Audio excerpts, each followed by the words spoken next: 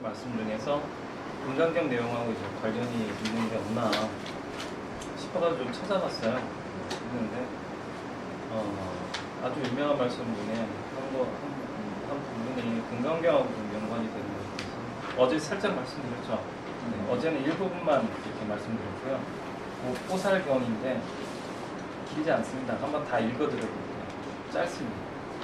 어제는 그 짧은 것도 앞부분만 살짝 읽어드렸어요. 부처님께서 말씀하셨다. 비구들은 자기를 섬으로 삼아 자기를 의지하라. 많이 들어보신 구절 아니에요? 많이 들어보시죠? 법을 섬으로 삼아 법에 의지하라. 다른 것을 섬지 말고 다른 것에 의지하지 말라. 이렇게 여기서 법은 뭐죠? 부처님의 가르침이 중도죠. 팔정도를 섬으로 삼아 법에 의지하라. 이게 얘기죠. 팔정도 내용을 이렇게 분석해 보시면 아시겠지만 거기가 열반에 들어가는 법도 있지만 열반에 들어간 뒤에 열반에서 얻은 지혜와 여러 가지 덕상을 이 세상에 펼치는 정업, 정명 뭐 이런 거 구절 기억나시죠? 그래서 팔정도를 보시면 불성과 또 불성을 알고 현실 세계 속에서 그 불성에서 얻은 지혜를 가지고 나와서 쓰라는 그런 내용이 이렇게 같이 섞여 있는 걸 볼 수 있어요. 자, 이렇게 다른 것을 섬으로 삼지 말고 다른 것에 의지하지 말라 했을 때 이 팔정도를 가능하게 해주는 가장 핵심이 뭘까요? 불성 자리죠. 불성이 있기 때문에 중도가 팔정도가 성립이 가능한 거예요. 그래서 법을 섬으로 삼아 법으로 의지하라 이 얘기는 이렇게 섬이 있으면 다른 거하고 연결되어져 있어요? 연결 안 되어져 있어요? 섬은요? 안 되어 있죠. 대륙은 어때요? 대륙은 이렇게 땅이 이렇게 있으면 이 땅 저 땅 막 연결되어져 있는 게 대륙이잖아요. 네. 그럼 이 섬은 어떤 거예요? 다른 거하고는 연결이 되어 있지 않는 거예요. 네. 그러면 이 안은 다른 연결되어져 있지 않는 다른 것과 연결되어 있지 않는 동떨어진 세계죠. 예. 우리 인간이 살고 있는 이 세계에서 탐진치와 동떨어진 세계는 어디밖에 없어요? 불성의 세계인 거예요. 이 자리는 어떤 세계예요? 청정한 세계예요. 너와 나라고 하는 차별이 있어요? 없어요? 없죠. 네. 심지어는 이 세계 속에는 인간을 사랑하듯 나무나 곤충도 똑같은 자비심으로 사랑할 수 있는 그런 세계인 겁니다. 왜요? 차별이 없기 때문에 그래요. 네. 예, 이 말을 반드시 맹심해야 한다. 이른바 안의 몸을 있는 그대로 관찰하며 사띠가 꾸준히 유지되어야 한다. 꾸준히 정진하여 안의 몸은 뭘까요? 안의 몸은 내 안에 뭐 애기가 애기가 있어가지고 애기를 이렇게 관찰하라는 게 아니죠.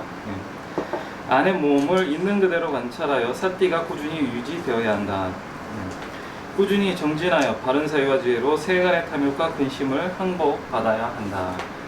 내 안에 몸을 있는 그대로 관찰하라. 이 얘기는 뭐예요? 이 가짜나. 이 오는 진짜 내가 아니죠. 가짜나죠. 잠깐 빌려다가 쓰는 거죠. 나중에 반납해야 되는 거고. 안에 있는 몸은 그럼 뭐예요? 진짜 나죠. 사라지지 않는 참나. 참나를 그대로 관찰하여 사띠가 꾸준히 유지되어야 된다. 사띠는요. 사띠. 초기불교에서 사띠 그러면 정념입니다. 정념. 바를 영자, 기억할 영자.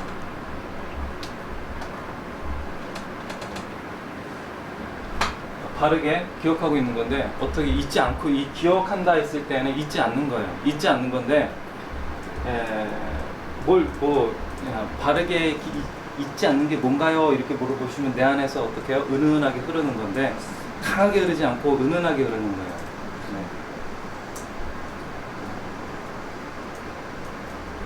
그러니까 요거 혹시 기억나실지 모르겠지만 근분 일선정하고 비슷한 상태예요. 일선정인데 일선정은 아니고 근처에 있는 근분 일선정. 들어만 두십시오. 나중에 한번 설명드릴 게 있을 거예요. 그냥 옆에 저거만 놓으세요.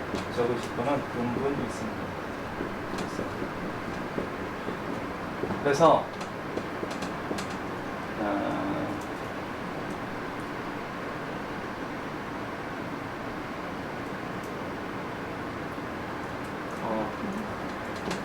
선정 있죠? 선정 있잖아요, 우리요. 예, 선정일 때 1선정, 2선, 1선정에서 1선정에서 4선정까지는 강한 선정이에요. 강한 선정. 불성이 깊이 들어가는 게 목적이죠. 요거는요, 약한 선정이라고 보시면 됩니다. 선정 상태인데 1선정에서 4선정보다는 약한 선정이에요. 예, 그걸 정념이라고 보시면 돼요. 잊지 않는 것. 내 마음에서 어떻게 해요? 늘 가볍게 흐르는 것. 강하게 흐르면 일상생활이 가능해요? 불가능해요? 불가능해요. 예, 불가능합니다.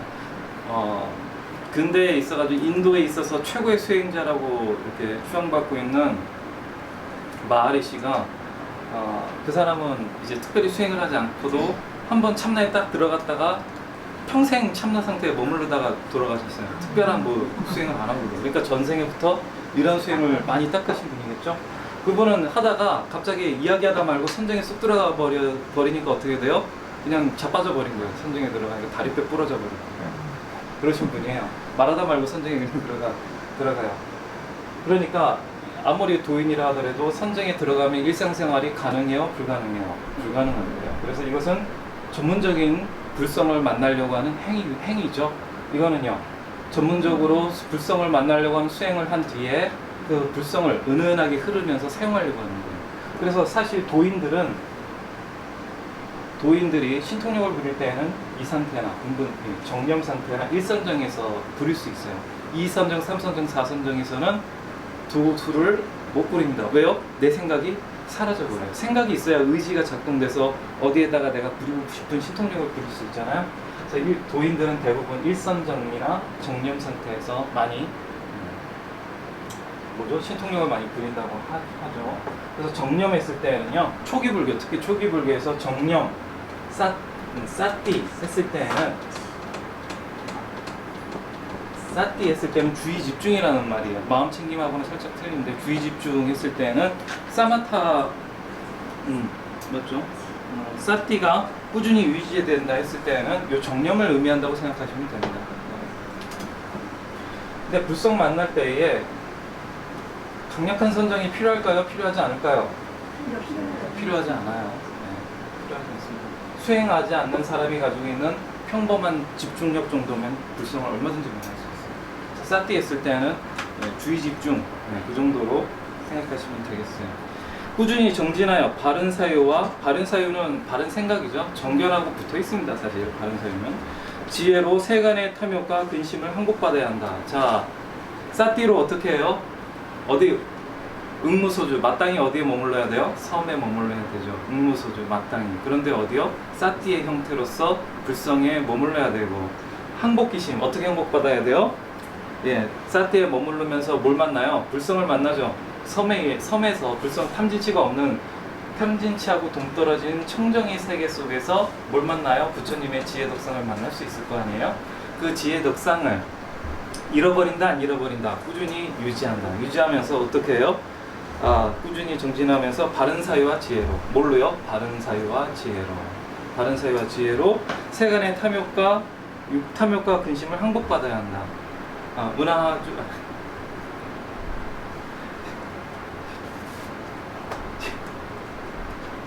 자, 수보리가 뭐라고 물어봤죠? 예. 하주, 운하, 항복기심. 예, 요거에서 앞은 어디에요? 불승에 어떻게 불승에 머무르고, 항복기심, 어떻게 그 중생의 마음을 항복받아야 됩니까에 대한 답이, 요 답에 대해서 부처님께서, 금강경에서 어떻게 그 마음에 머무르고, 어떻게 그 마음을 항복받아야 된다에 대한 답이 되나요? 안 되나요? 고스란히 그 답이 되죠. 네.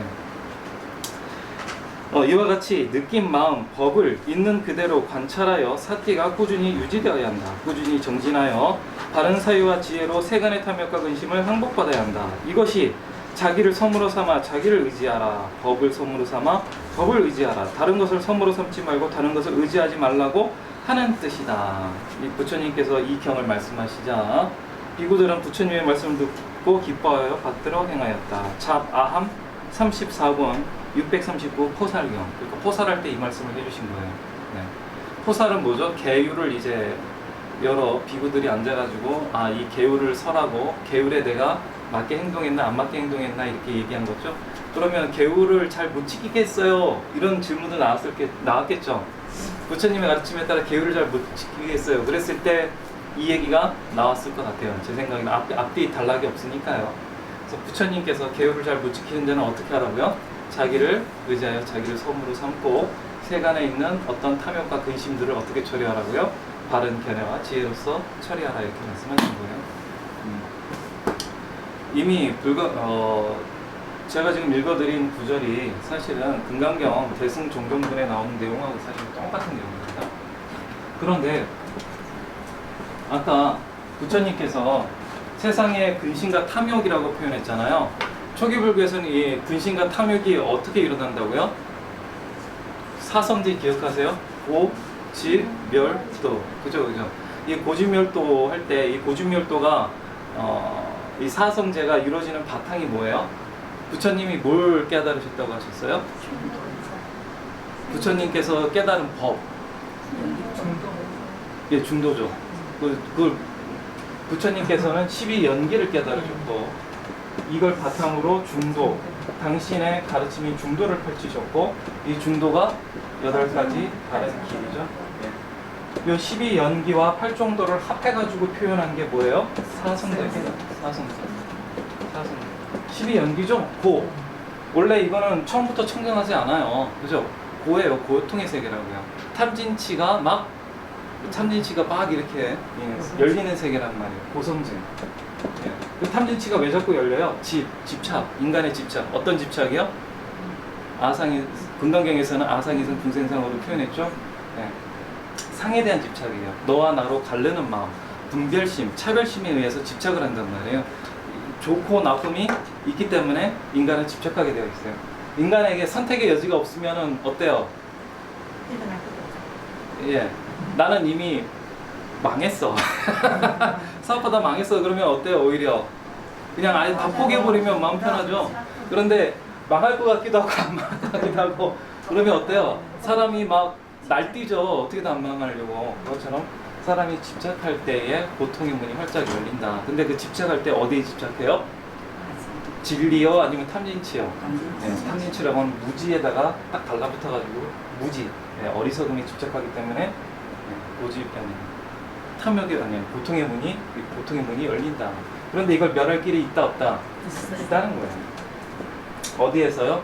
죽어서요? 현실에서요? 현실에서 멸할 길이 있다. 이때까지 힌두 문화에서는 현실에서 이걸 멸한다는 생각이 없어요. 죽은 뒤에 어떻게 해요? 브라흐마라고 하는 신하고 나하고 하나가 되는 게 고통에서의 해방이라고 생각을 했어요. 그러니까 살고 있는 동안은 이 고통을 해결할 방법이 없다고 생각하는 게 힌두 문화였어요. 이해하세요? 지금도 마찬가지예요. 힌두 문화 자체는 차별의 문화고 죽은 뒤에 신하고 하나가 되는 것. 즉 살고 있는 이 현실 세계를 떠나서 더 이상 고통을 겪지 않게 뭐하고 하나가 돼요? 브라흐마, 절대 신하고 하나가 되는 게 고통에 대한 유일한 해방의 길이라고 생각을 했어요. 요거하고 아주 비슷한 종교가 하나 있습니다. 어떤 종교가 있죠? 기독교가 죽은 뒤에 누구 옆에 앉아야 돼요? 천당에 가서 하느님 옆에 앉아야지만 진정한 구원을 받는다고 생각을 해요. 근데 본래 기독교의 정신은 그게 아니죠. 본래 기독교의 정신은 신약의 예수님의 정신은 그게 아닌데 뭐 어쨌든 남의 종교 얘기 계속 얘기하다 보면 한도 끝도 없으니까. 자, 현실에서 이 고통을 없애버리는 길이 있다. 지금 현실에서 고통을 없애고 즉시 어떻게 해요? 고통이 소멸된 상태로 만들 수 있는 그런 길이 있다. 그걸 뭐라고 불렀어요? 도성제라고 부른 겁니다. 이 도는 중도고 활종도예요. 그러니 고진멸도 사성제는 뭐가 들어가 있는 거예요? 사성제와 중도가 같이 들어가 있는 겁니다. 중생의 세계, 불성의 세계, 진리의 세계, 청정한 진리의 세계, 탐진치의 중생의 세계, 이렇게 불러가는 거예요. 그러니까 이 12연기가 없으면 중도가 펼쳐져요? 안 펼쳐져요? 안 펼쳐져요. 네. 중도가 없으면 12연기가 중생에게 있어가지고 고통만 줄 뿐이지 행복을 줄 수가 없어요. 그죠? 그러면 이 12연기인 인간의 세계는 중도가 없다 하면은 중도가 없고 팔종도가 없는 12연기의 세계는 인간의 세계예요? 지옥의 세계예요? 지옥의 세계예요? 우린 육도 윤회 속에서 지옥도에 사는 게 아니죠? 인간의 세계에 살고 있단 말이에요. 이게 없으면 지옥이에요. 바로 이게 없으면 바로 지옥입니다. 자, 그래서 12연기했을 때 이 12연기를 금강경에서는 뭐로 표현했나요? 아상, 인상, 중생상, 수자상으로 표현했어요. 무지요, 무지. 무지는 뭐하고 반대말이에요? 밝을 명자, 지혜. 지혜하고 완전히 다른 거죠. 이 불성은 차별이 없는 마음이라고 그랬는데, 그럼 차별하는 마음은 어떤 마음이에요? 무지죠. 어리석음이에요. 어리석음. 어리석음에 의해 가지고 어리석음에 의해서 불성에서 중생의 세계로 나오는 순간, 불성 안에는 무지가 없는데 불성에서 이 중생의 세계가 만들어 창조되는 순간 불성은 지혜밖에 없죠. 완벽한 지혜밖에 없는데 뭐가 중생의 세계에 완벽한 지혜가 딱 등장하는 순간 옆에 모두 같이 따라 나와요. 중생의 세계는 무지도 같이 따라 나오게 되는 거예요. 그래서 불성이 있는 한 무지는 없앨 수 있어요, 없어요? 무지는 없앨 수 없어요. 무지를 뭘로는 바꿀 수 있어요? 지혜로서 바꿀 수는 있어요. 나중에 뭘로? 그냥은 안 바뀌어요. 왜요? 중생의 세계는 연기법, 12연기법의 세계, 인과의 세계, 내가 노력할 만큼의 결과만을 우리에게 가져다 주는 세계이기 때문이에요. 자, 무지로 인해서 나와 남이라고 하는 갈라지는 세계가 짠하고 펼쳐져요. 그러면 나하고 남하고 짠하고 갈라지면 업이 같아질까요? 틀려질까요? 업은 다 틀려요. 이 인구가 몇 억이죠? 이제 지금 한 50억 좀 넘나요? 지금 몇 억인지 65억. 65억이요? 나 국민학교 때만 해도 40억인가 50억인가 얘기했던 것 같은데. 자, 그러다 보니 50억의 업이 다 같아요, 틀려요? 전부 다 틀리죠? 같이 생긴 사람 별로 없어요. 자, 아이고, 이 각자 틀린 업을 그동안 우리는 뭘 통해서요? 신구의 삼업의 행동을 통해 가지고 쌓아 올려왔어요. 그래서 행이라고 부르는 겁니다. 행. 뭘로요? 과거의 행인데 이게 업이나 마찬가지예요. 업을, 과거의 업을 행이라는 단어로 초기 불교에서 표현했던 거예요. 자, 이게 뭐죠? 요거에 의해서 이거에 의해서 뭐라는 게 생겨요? 각자의 업이니까 이 업은 남의 거예요? 내 거예요? 내 거죠. 나라는 거. 내 거라는 상이 생겨요. 그래서 이것을 상자나 한문으로 쓸 이유가 없지. 상이라고 부르죠. 이 부분까지는 이해하셨죠? 여기서 내가 생기는 거예요. 내가 태어나든 인간 세상에 태어나든 안 태어나든 이걸로 인해 가지고 나라는 존재가 뭐 지옥도 가고 축생도 가고 막 떠돌아다니겠죠. 네. 그런데 이제 금강경은 누구를 위한 경이라고 그랬어요? 1번 아귀, 2번 아수라, 3번 천인. 인간을 위해서 쓴 거죠. 천인은 금강경 안 읽어요. 왜 안 읽어요? 너무 행복하고 즐거워가지고 공부를 할 이유를 못 찾는 거예요. 지옥 중생은요? 그렇죠. 옆에서 누가 바늘로 막 찌르는데 책 못 읽죠. 그죠? 축생은 당연히 못 읽을 거고요.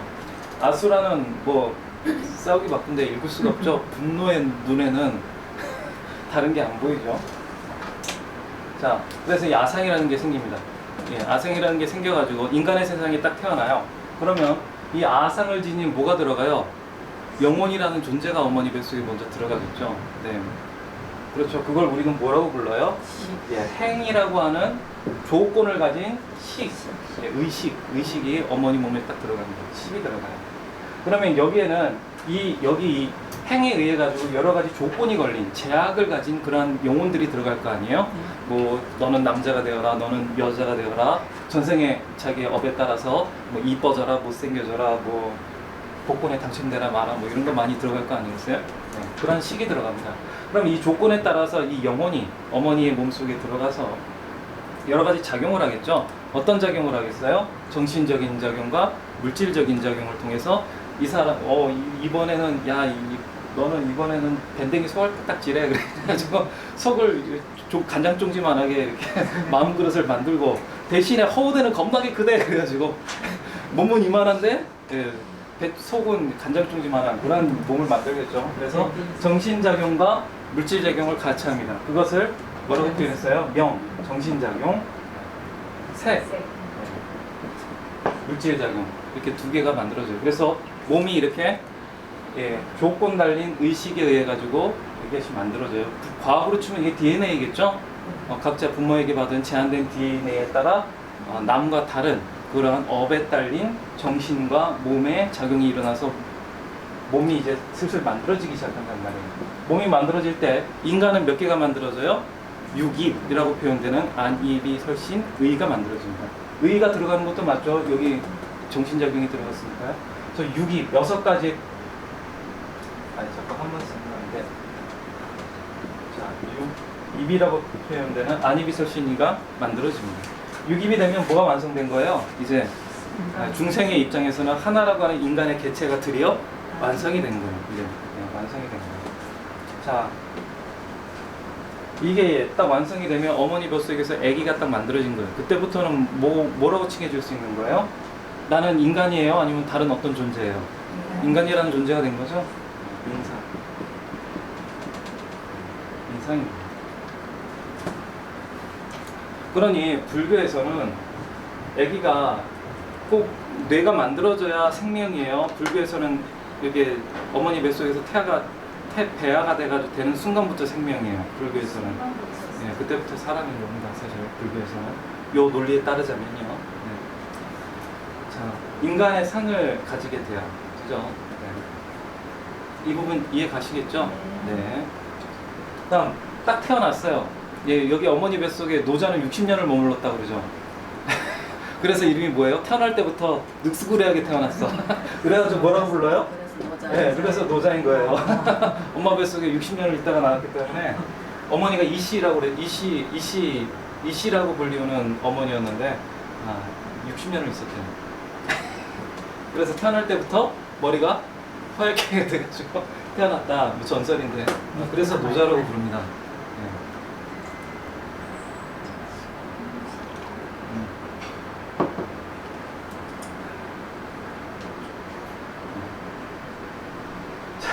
유기비 돼가지고 이제 그냥 있을 수 없죠.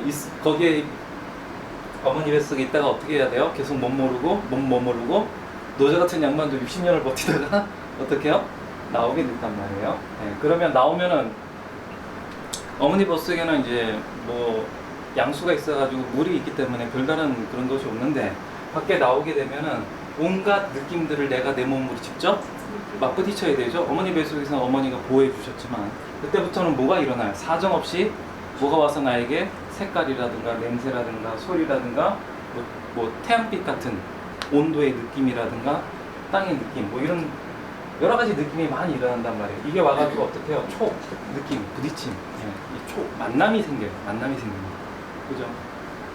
우리가 평생 살면서 무엇을 접촉하면서 살 수밖에 없어요. 이게 꼭 어떤 육체적인 접촉뿐만 아니라 정신적인 접촉도 똑같아요. 이 접촉이 일어나는 거죠. 접촉이 딱 느끼게 되면은 접촉을 딱 만나게 되면은 뭐가 일어날까요? 나의 업에 따라 이것은 좋은 느낌, 이것은 싫은 느낌, 이것은 무덤덤한 느낌 일어나겠죠. 예, 느낄 숫자가 딱 느낌이 일어난단 말이에요. 그래서 내가 보기엔 참 저 남자가 이뻐 보이고 저 여자가 이뻐 보이는데 다른 사람 눈에는 안 이뻐 보일 수 있는 거예요. 그죠? 그래서 내 눈에만 이뻐 보이는 상태를 뭐라고 불러요? 눈에 콩깍지가 딱 휘어져가지고 결혼하다가 이게 그냥 죽을 때까지 붙어 있으면 괜찮은데 어떻게 결혼 살다 보면 이게 어떻게 돼요? 콩깍지 딱 떨어지면 그때부터 이뻐 보여요, 미워 보여요. 그때부터 미운 털이 이제 보이기 시작하는 거예요. 그래서 이 콩깍지의 수명을 누가 정해줘요? 여기서 정해준 거죠. 이 남자 만나면 콩깍지가 딱 휘을 것이고 그것의 수명은 10년이다. 10년 뒤면 이 콩깍지 떨어진다. 정해지는 거예요. 네. 자, 좋고 싫고 나쁘고가 막 생겨요. 좋을 때는 어때요? 그 남자를 계속 내 옆에 혹은 그 여자를 내 옆에 계속 두고 싶어 하고 싫으면 어떻게 해요? 네.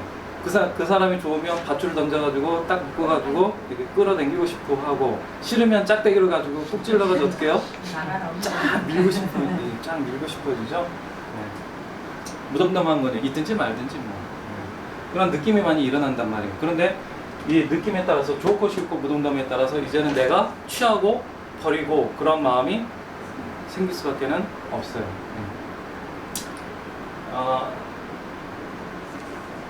그 가장 바탕이 되는 것은 뭐예요? 내가 좋아하는 마음이 생겼다는 거죠. 예, 갈, 애, 예. 좋은 마음에, 싫은 마음에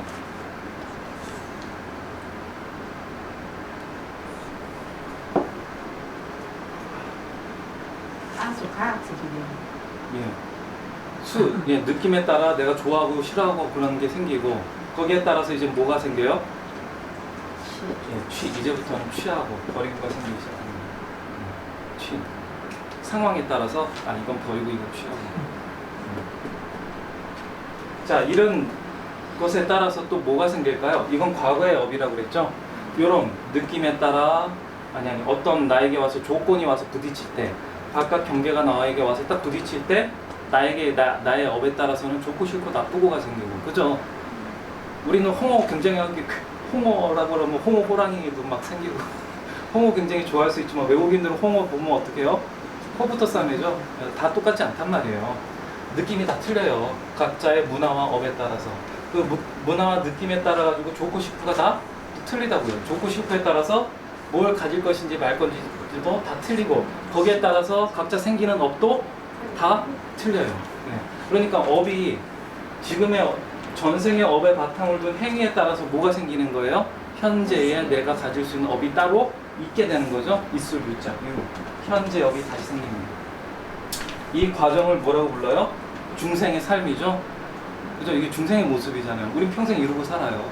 아침에 눈 뜰 때, 저녁에 잠들 때, 또 아침에 일어나면 또 그날 새로운 아침에 또 새로운 경계를 또 맞이하게 되고, 또 거기에 대한 느낌을 또 받게 되고, 오늘 아침은 컨디션도 안 좋고 그러지, 그러다가 이제 뭐 좋고 싶고를 또 택하고, 거기에 대해서 오늘은 일어날지 말지도 결정하고, 거기에 따른 결과물을 또 나의 업으로서 가지게 된단 말이에요. 이거를 중생상이라고 부르는 겁니다. 그런데 이 중생상이 무한하게 펼쳐져요? 아니면은 시작과 끝이 있어요? 시작과 끝이 있어요. 네, 시작과 끝이 있죠. 그래서 생, 도, 사. 생사 중에 뭐가 있어요? 생과 사만 있어요? 아니면 중간에 이 생사를 작용하게 하는 뭐가 있는 거예요? 네, 노가 있죠. 요거는 그래서 이걸 뭐라고 불러요? 태어나면 죽는 게 있으니까는 인간에게 있어서 이 태어나고 늙어서 죽는 걸 뭐라고 표현해요? 네, 수명이라고, 수자상, 수명이라는 수자상이라고 그러죠. 인간경에서는 이렇게 표현해요. 수자상. 자, 아상을 가지고 인간으로 태어나서 중생으로 살되 평생 사는 것이 아니라 수자상이라는 것에 또 매어서 살다가 간다. 이것이 금강경에서 얘기하는 사상이에요. 이 사상은 사실은 초기 불교에 있어서 12연기를 뭐로요? 금강경에서의 4가지 상, 공사상으로 표현한 것뿐입니다. 이 부분 이해하시죠? 네.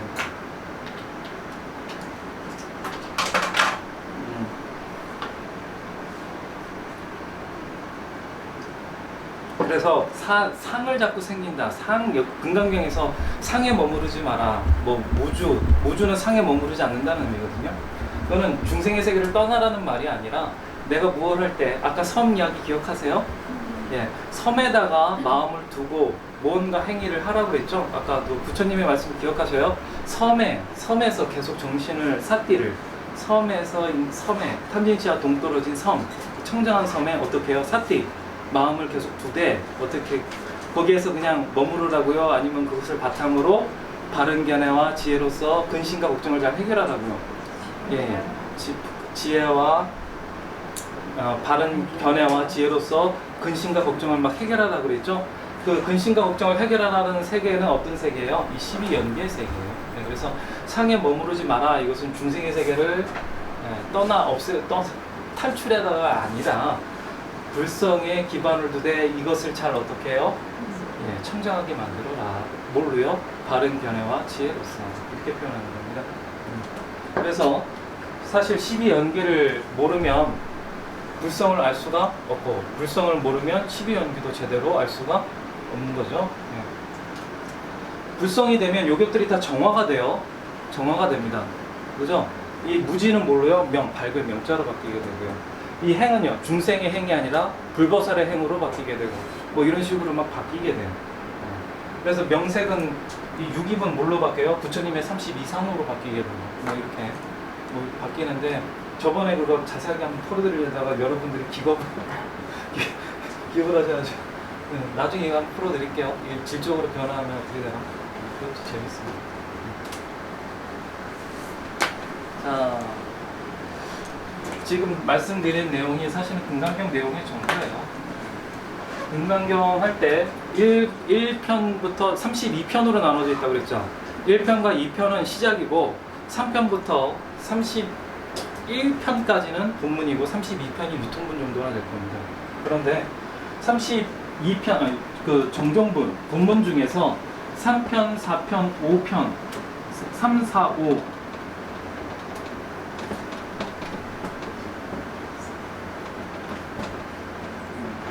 3, 4, 5의 내용이 있죠. 3은 뭐죠? 대승경경분이고요. 맞죠? 3은 대승경경분이고 4번은 묘행무주분이고 5번은 멸의실견분이에요. 이 3, 4, 5의 내용을 나머지 계속 더 자상하게 풀어주고 하는 거예요. 3, 4, 5번 개념만 좀 잡아드릴게요. 자, 3은 뭐예요? 3은 뭐라고 그랬죠? 대승이라고 그랬죠? 법공이라는 걸 설명한 거예요. 불성의 자리를 두고 중생의 세계를 잘 정화해라. 어디에서? 죽은 뒤의 현실에서요. 현실에서. 그렇죠. 근데 왜 그렇게 법공의 세계를 해야 돼요? 4번. 그렇게 하면 청정한 업이 발생해서 무량한 공덕을 받는다. 무량한 공덕을 받는데 왜요? 청정한 업이 만들어지기 때문에 청정한 업을 만들기 위해서. 청정한 업의 다른 표현이 뭐예요? 무량 공덕이에요. 청정한 업하고 무량 공덕하고 같은 의미입니다. 무량 공덕. 자, 그렇게 하면 어떻게 된다고요? 5번. 5번 뭐죠? 우리 아직 공부 안 했죠? 5번 간단하게 얘기하자면, 야, 요걸 통해서 3번, 4번 네가 법공을 따라 수행을 열심히 해서 청정한 업이 잔뜩 만들어지면 5번 제목이 뭐죠? 이 보고 읽어야겠다. 네. 자, 열의실견분. 네. 진정하게 네가 열애를 볼 수 있다. 진정한 진리를 어떻게 한다고요? 완벽한 진리를 알 수 있다. 증득할 수 있다. 야, 3번, 4번을 통해서 너도 뭐가 된다는 거예요? 수보리가 뭐가 된다고요?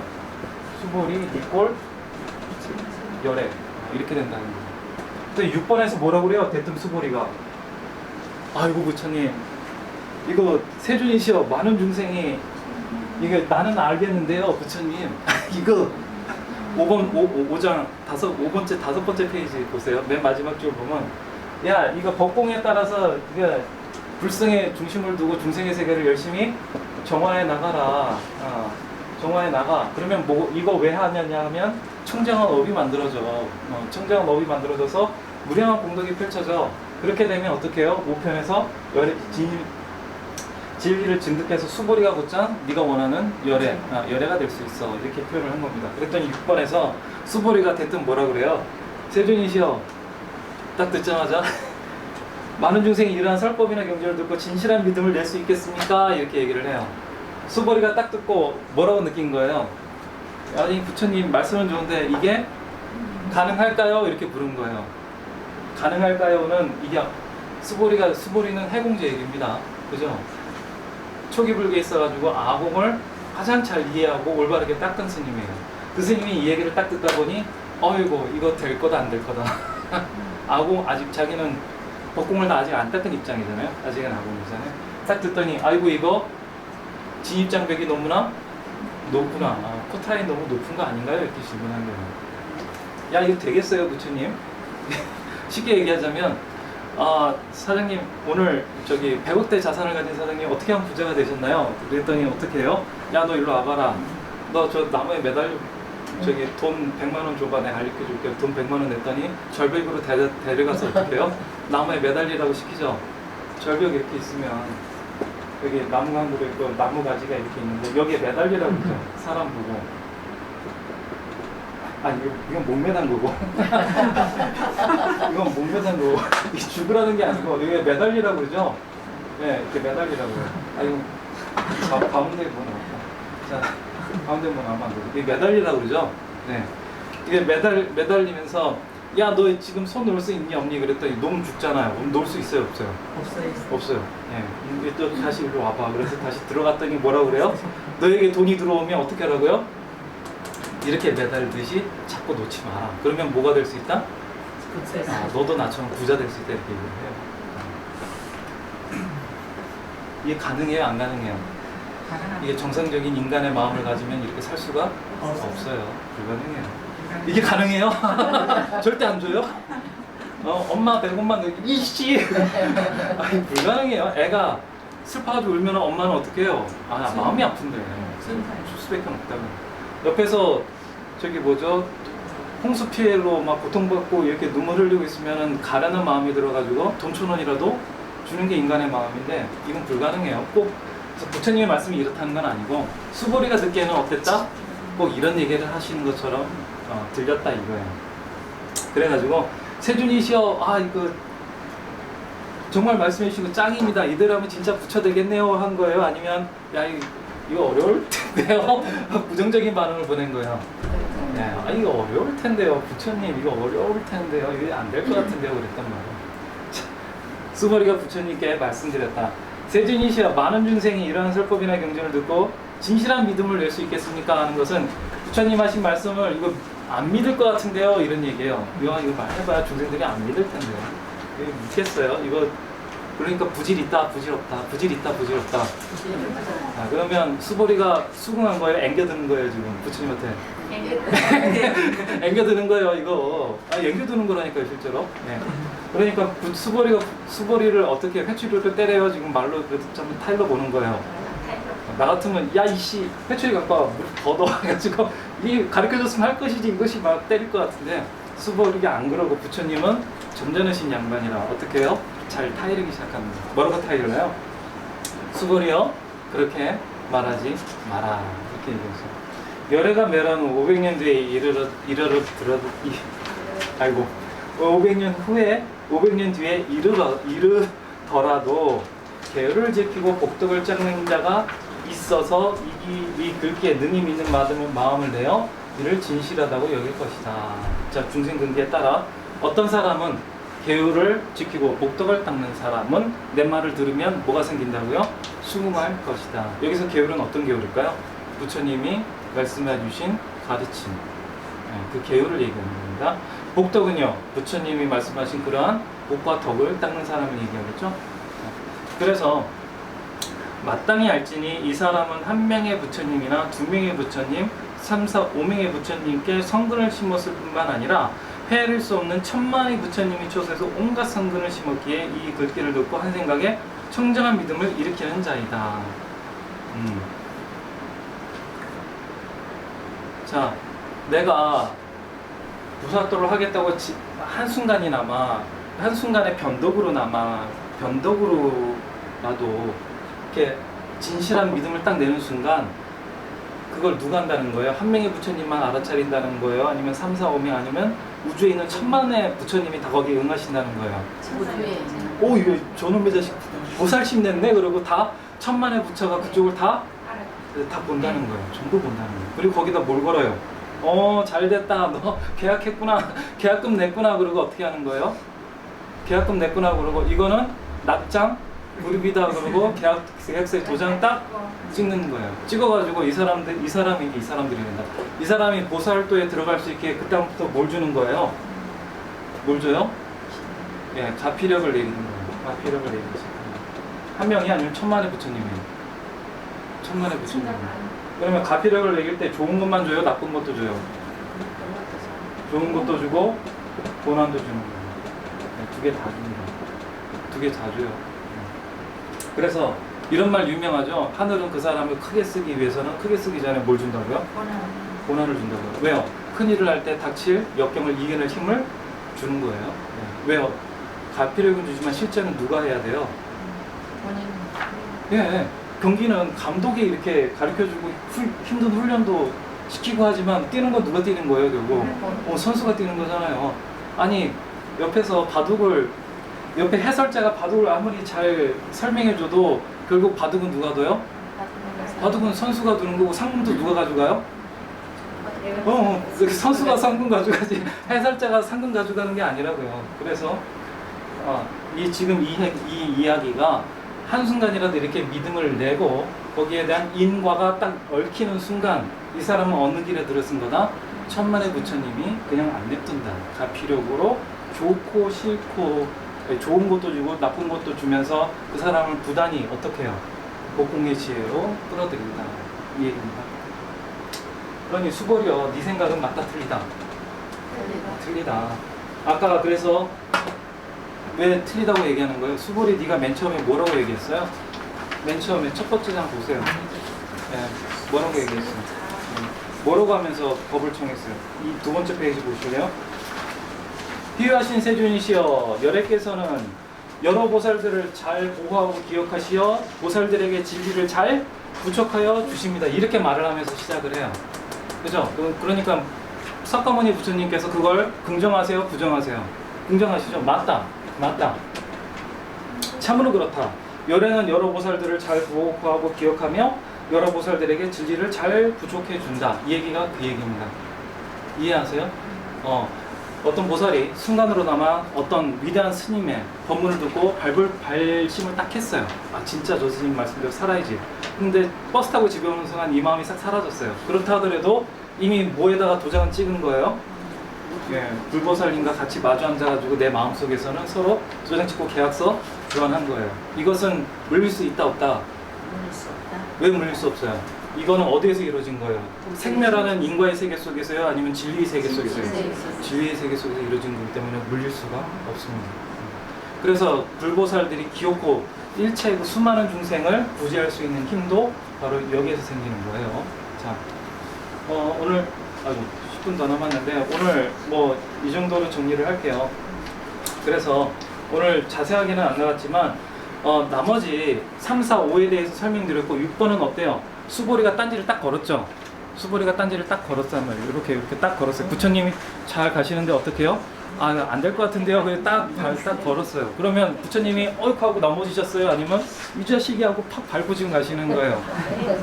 이 자식이 하고 탁 밟으면서 1번부터 5장까지 간단하게 끝낼 법문을 어떻게 해요? 6, 7, 8, 9, 10 이준씨가 오늘 죽어봐라 그러고 오늘 법문을 그냥 6, 7, 8, 9, 10부터 어디까지 하신 거예요? 31까지 펼쳐내시는 거예요. 그러면 3, 4, 5의 내용을 계속 그 뒤는 좀 더 이해하기 쉽게 다양하게 푸는 거에 불과합니다. 그래서 3, 4, 5만 잘 이해하면요 나머지 뒤는 받아들이기 편안하세요. 단지 금강경이라는 것 자체가 뭐가 금강경이라는 경제의 특성이 몇 가지가 있는데 주어가 생략이 되어 있어요. 그런 게 굉장히 많아요. 주어가 그래서 무슨 마음인지 앞에 써주면 좋은데 생략이 잘 돼 있고 문장이 어떻게 되어 있어요? 비약이 심해요. 문장이 비약이 심해요. 그리고 세 번째 도치가 잘 돼 있어요. 이렇게 문장을 꼬아서 표현을 한다고. 그러다 보니까 그냥 순하게 평탄하게 표현하면 이해가 쉬울 거를 생략도 심하고 비약도 심하고 문장도 꼬아놔가지고 뻔한 내용인데도 사람들이 헷갈리게 받아들인다. 그 문제지 사실은 이 내용에 있어서는 3, 4, 5 이 내용의 뒤는 자세하게 풀어주는 해설편에 이건 정답편, 나머지 뒤는 해설편 그렇게 이해하시고 공부를 하시면 편합니다. 자, 그래서요 저희가 이 일정표가 사실 여러분들 공부하다가 저기 끊기는 걸 저는 원치 않아가지고 수험강사 들어가기 전에 다 해드리고 들어가려고 했거든요. 그런데 이거 배터리가 다 되는 것 같다. 이게 켜지지도 않네. 제가 핸드폰이 있긴 한데요. 어제 혜정쌤한테 야단 맞았어요. 이거 핸드폰 있으면 뭐하냐고 하지도 않으면서 들고 다닌다고. 자, 그래가지고 이거 칼렌더 일단 다음 주 다다음 주는 우리 저희 좋은 데 가잖아요. 그거를 없앨 수는 없잖아요. 승강사 안 들어가실 때라도 그건 가야죠. 그래서 다다음 주는 일정이 없어요. 없습니다. 없잖아요. 공부는 뭐가 아예 못해요. 네. 저희도 나름대로 재밌는 데 갔다 와야 되니까. 그러면 공부할 게 다음 주밖에 없는 거예요. 다음 주 16, 17, 18, 19, 20, 21 22는 못하죠. 23일 출발하는데 그날은 22일 토요일인데. 토요일이구나. 토요일이네. 토요일은 원래 안 했죠. 자, 그러면 공부할 날이 16, 17, 18, 19, 20, 21일인데 이것들 월, 수, 목이에요. 맞죠? 네. 아닌데 뭐가 금이 이상한데? 월수가. 월수금이죠. 잘못했다. 네. 21일이 아니에요. 21일이요. 아니. 16일은 일요일이네요. 제 17, 마음이 급해서 19. 잘못했네요. 이거 아니고 17, 19, 20일. 네, 이 아, 세 날. 21일이 1년이. 예, 공부할 날짜 이 세 개예요. 네, 세 개입니다. 네. 그래서 여러분하고 금강경을 다 풀 거면 어떻게 해야 돼요? 하루에 10편씩 해야 돼요. 10편씩 뚝뚝뚝 하면 돼요. 10편도 맘만 먹으면 가능은 돼요. 방금처럼 세세하게 안 나가고 어떻게 풀어드리면 돼요? 굵직굵직하게 잡아드리면 얼마든지 가능합니다. 그렇게 나가되 어떻게 해요? 헷갈릴 수 있는 부분만 딱딱 따와가지고 아 요건 요거고 요건 요겁니다 하고 이렇게 풀어드려도 돼요. 그렇게 하실래요? 어떻게 하시겠어요? 아니면 시간이 좀 걸리더라도 순강사에서 뭐 계속 이렇게 자세하게 차분차분 한 발자국씩 나가실래요? 이거야. 그냥 18, 20일 스님 시간 되시면은 아니면 이렇게 매주 그냥 매일 아니면 매일은 안 이렇게 되겠는데. 굵직굵직하게 하고 자세한 거는 인터넷 강의로 점검하실래요? 어떻게 하시겠어요?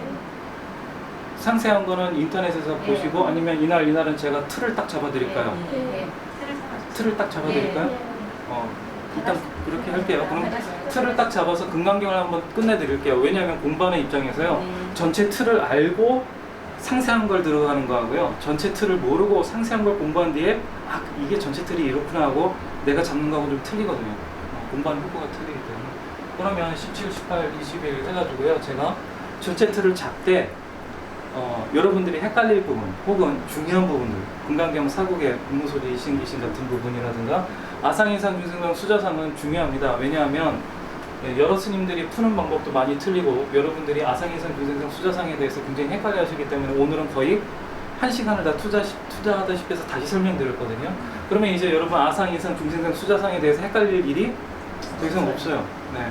나머지 부분에 대해서 아상은 뭐 인간에 대한 무슨이고 뭐 여러 가지 풀이를 듣더라도 12연계에 따라서 금강경에서 생멸하는 세계, 차별하는 마음의 세계를 표현한 거구나 이렇게 이해하시면 더 이상 두려워하실 이유가 없어요. 그것처럼 17, 19, 20일 이렇게 해가지고요. 여러분들 제가 이 하루에 가능하면 10편씩 해가지고 중요한 부분 캐치대로 해서 전체 틀을 한번 쫙 잡아드리는 공부 방식을 택하도록 하겠습니다. 그리고 디테일한 부분은 인터넷 강의로 하고요. 혹시라도 제가 느끼거나 혹은 여러분들이 이 부분은 다시 해주셨으면 좋겠습니다 했을 때는 예를 들어 송강사에 들어간다 그러면 그때 뭐 일주일에 한 번이 됐든 두 번이 됐든 와서 같이 공부하면서 이렇게 가르쳐 드릴게요. 온라인 공부가 좋기는 한데요. 오프라인 공부 사실은 온라인으로 가능한 공부가 있는가 하면 오프라인으로 가능한 공부가 있습니다. 그런데 사실 온라인 공부보다는 오프라인 공부가 효과는 훨씬 좋습니다. 생각하고. 왜냐하면 서로 말하는 사람하고 보는 사람하고 느낌이 교감이 돼요. 근데 온라인은 그게 불가능해요. 일방통행이에요. 말 그대로. 그래서 일방통행이지만 정보를 전달받는 데는 온라인 강의가 좋고요. 오프라인 강의는 서로 이렇게 뭔가 뉘앙스를 전달하고 눈을 마주치면서 뭔가 느낌을 전달하는 것에는 오프라인 강의가 좋은 거예요. 그래서 건폐 같은 거 예술 공부를 한다거나 그림을 그린다거나 이런 거는 온라인은 좋을까요, 나쁠까요? 별로 안 좋아요. 건폐는 어떻게 해요? 건폐는 가르치는 사람하고 가르치는 스님하고 건폐를 가르쳐 주시는 스님하고 배우는 스님하고 어떻게 해요? 서로 마주보고 앉아가지고 코와 코가 서로 닿을 정도로 앉아가지고 서로 입모양과 호흡을 그대로 흉내내요. 온라인으로는 불가능해요. 다행히 경전 공부는 이 정도로 온라인으로 가능하죠. 자, 그래서 여러분들이 온라인 공부를 통해서 공부하시는 것도 좋지만 저는 가능하면 오프라인도 기회가 되신다면 나와서 같이 해주셨으면 해요. 왜냐하면 온라인 공부를 통해서도 내가 충분히 받아간다고 생각하지만 실제로 오프라인에서 공부하는 사람하고 비교를 했을 때 나중에 그 결과물이 틀려요. 내 안에 쌓이는 게 달라요. 온라인 공부를 통해서 받아들여서 내 안에 쌓이는 양하고 오프라인 공부 스님하고 가르쳐주는 사람하고 직접 어떤 감정을 이렇게 교류하면서 내 마음 안에 공부에 쌓이는 양이 틀리다고요. 그건 제가 경험해봐서 압니다. 그래서 온라인에서도 보면 되지 오프라인 갈 필요 있나 이렇게 생각하지 마시고 오프라인 나오시면 모두 줘요. 우리 보약도 드리고 하니까 오프라인 나오셔가지고 공부 같이 쌓아주셨으면 정말 좋겠어요. 자, 그래서 이렇게 17, 19, 20을 이렇게 잡기로 하고요. 우리 제주도 가는 날은 아예 공부 모임 자체를 학사 일정 자체를 없는 걸로